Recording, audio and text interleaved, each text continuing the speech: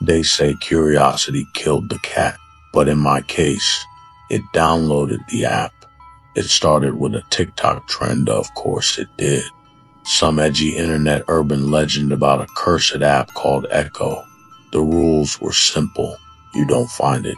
It finds you, and once it's installed, you're never alone again. At first, I thought it was just viral creepypasta. You know, like those fake haunted Esche games from the early 2000s. But then my phone buzzed. One new app installed, Echo. I didn't click anything. Didn't go to the app store. But there it was, black icon. White spiral, I tried deleting it. Didn't work, tried rebooting my phone, still there, even factory. Reset, it came back. Worse, it started listening. It didn't need permissions. It already had them. At night, my phone would turn on by itself, screen glowing dimly, and I'd hear it whispering in my voice. Not to me, but as me. Its single quotes getting closer. Don't look in the mirror. You left the door unlocked. I thought I was losing my mind, and I noticed things. Shadows in the corner of my room that didn't move with the light. My reflection blinking when I didn't. My phone's camera turning on randomly and saving photos I never took. I opened the gallery one night, and every photo showed me sleeping, except I live alone. And in every image, there was someone standing over me, tall, featureless, eyes glowing faintly red. Finally broke down and told my friend Devin. He laughed at first until he checked his phone. The app had installed itself on his too. He was dead 3 days later. The official report said suspicious, but I saw the footage. He was on a video call with me. The last thing he said was, "It's standing right behind you." Then the screen glitched, froze on his screaming face, and the call ended. I see you. Come play with me.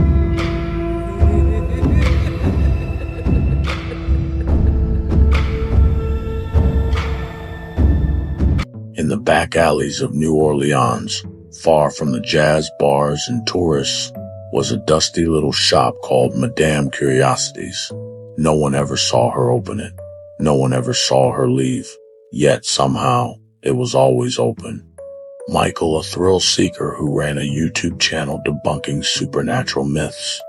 He stumbled into the shop one muggy evening, lured by the promise of real voodoo. The air inside was thick with incense and whispers. Shelves creaked with bones, dolls, and dried herbs. But what drew Michael's eye was a crude little doll hanging behind the counter stitched from burlap, stuffed with moss and bound in red string. Its face had no features, only a mouth, sewn shut. "That one's not for sale," said Madame Claret, emerging like smoke. "It's already spoken for." Michael smirked. Everyone's got a price. Later that night, after slipping her a crisp $100 bill and ignoring her final warning, "Never undo the mouth. Never feed it your name," Michael recorded a video in his apartment. He laughed as he propped the doll in front of the camera. "Ladies and gentlemen, I give you Voodoo 101. Just a bunch of stitched up nonsense." He reached for a pin, daring the doll to react. Nothing happened, so he did the unthinkable. Michael cut the red threads from its mouth. At first, nothing. But then, something whispered. It was his name, again, from across the room. "Michael." The camera fell. The lights flickered. Every mirror in his apartment cracked. The doll moved on its own.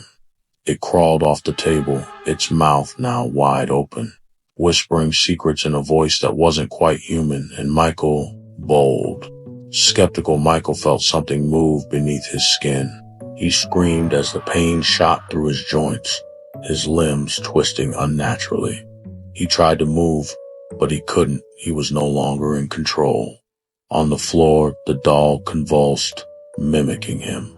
Then it smiled, a smile sewn with red thread across Michael's own lips, now sealed shut. The next day, his YouTube video went viral.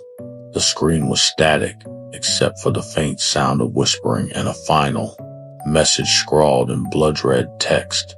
Do not feed it your name. And in Madame Curiosity's, a new doll had appeared on the shelf. It had Michael's eyes, and it was still smiling.